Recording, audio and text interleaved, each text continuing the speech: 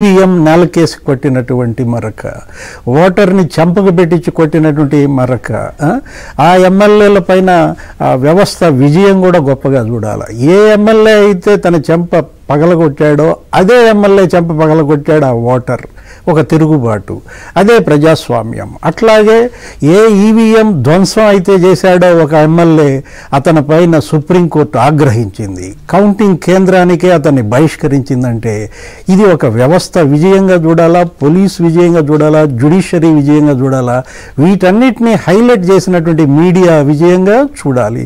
ఈ విజయంలో భాగస్వాములైనటువంటి ఓటరు దేవుళ్లకు, ఈ వ్యవస్థ కాపలాదారులకు అందరికీ కూడా అభినందనలు తెలియజేయాలి. దేవి శ్రీనివాస్ గారు, ఒక్క నిమిషం. మనకి ఇప్పుడే కౌంటింగ్ ప్రక్రియ ప్రారంభమైంది. ఆధిక్యాల్లో లీడ్స్ రావడం కూడా ప్రారంభమయ్యాయి. సో మొత్తంగా 543 లోక్సభ స్థానాలకి సంబంధించి ఇప్పటికే 163 స్థానాలకి సంబంధించిన లీడ్స్ వచ్చేస్తున్నాయి. సో ఎన్డీఏ 100 స్థానాల్లో ఆధిక్యాన్ని ప్రదర్శిస్తోంది. ఇక ఇండియా కూటమి 61, ఇతరులు 2. సో ఇందులో వారణాసికి సంబంధించి ప్రధానమంత్రి నరేంద్ర మోదీ ముందంజలో ఉన్నారు. నాగ్పూర్ నుంచి నితిన్ గడ్కరీ. ఇక ఢిల్లీలో ఉన్నటువంటి 7 స్థానాల్లో కూడా ఎన్డీఏ అభ్యర్థులు ఆధిక్యాన్ని ప్రదర్శిస్తున్నారు. బీజేపీ అభ్యర్థులే ముందంజలో ఉన్న పరిస్థితి. ఇక ఆంధ్రప్రదేశ్ విషయానికి వస్తే కూడా ఇక్కడ కూడా కూటమి అభ్యర్థులు ముందంజలో ఆధిక్యాన్ని ప్రదర్శిస్తున్నారు. రాజమండ్రి నుంచి టీడీపీ కూటమి అభ్యర్థి బుచ్చి చౌదరి గారు లీడ్ లో ఉన్నారు. ఇదే కాకుండా ఈసారి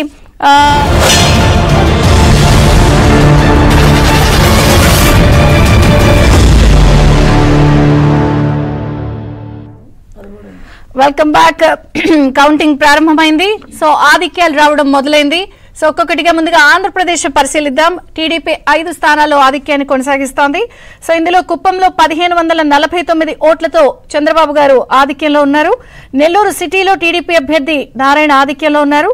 రాజమండ్రి రూరల్లో టీడీపీ అభ్యర్థి బుజ్జి చౌదరి గారు కూడా 910 ఓట్లతో ఆధిక్యాన్ని ప్రదర్శిస్తున్నారు. ఇది ఆంధ్రప్రదేశ్ అసెంబ్లీ ఎన్నికల ఫలితాలకి సంబంధించి వస్తున్న అప్డేట్స్.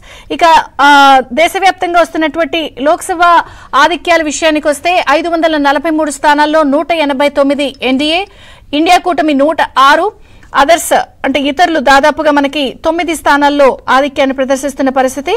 ఇందులో కూడా వారణాసిలో మనకి చూడొచ్చు నియోజకవర్గాల వారీగా కూడా ప్రధానమంత్రి నరేంద్ర మోదీ ముందంజలో ఉన్నారు.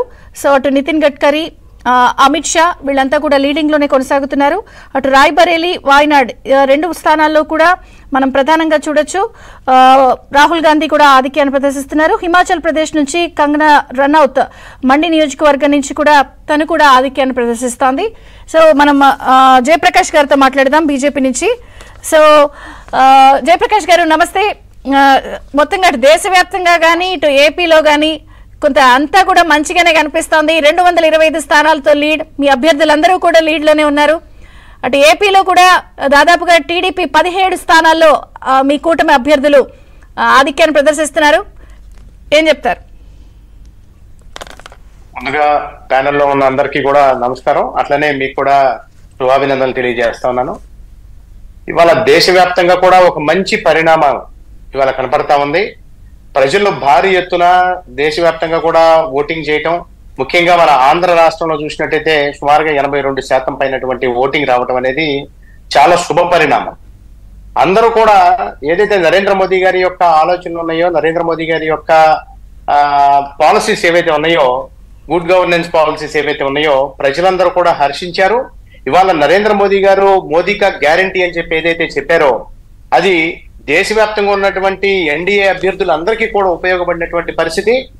అక్కడ ఒక పక్క పరివారవాదంతో, కరప్షన్ తోటి 2014 కంటే ముందు ఉన్నటువంటి కాంగ్రెస్ ప్రభుత్వం చేసినటువంటి అవినీతి అరాచకాలన్నింటినీ కూడా ప్రజలందరూ కూడా ఇవాళ కూడా మర్చిపోలేదు.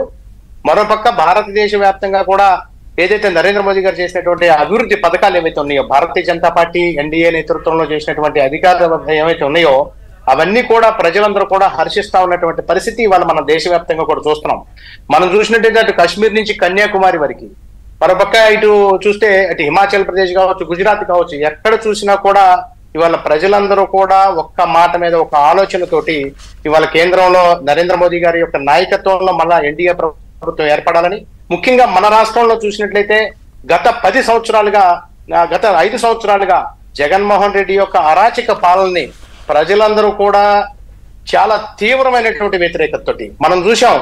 గతంలో మనం కనుక చరిత్రలో కనుక చెప్పుకున్నట్లయితే శ్రీలంకలో లంకా నగరంలో ఉన్నటువంటి సీతామాతను తీసుకురావడం కోసం ఏ రకంగా అయితే వానరులందరూ కూడా తరలి వెళ్ళారు.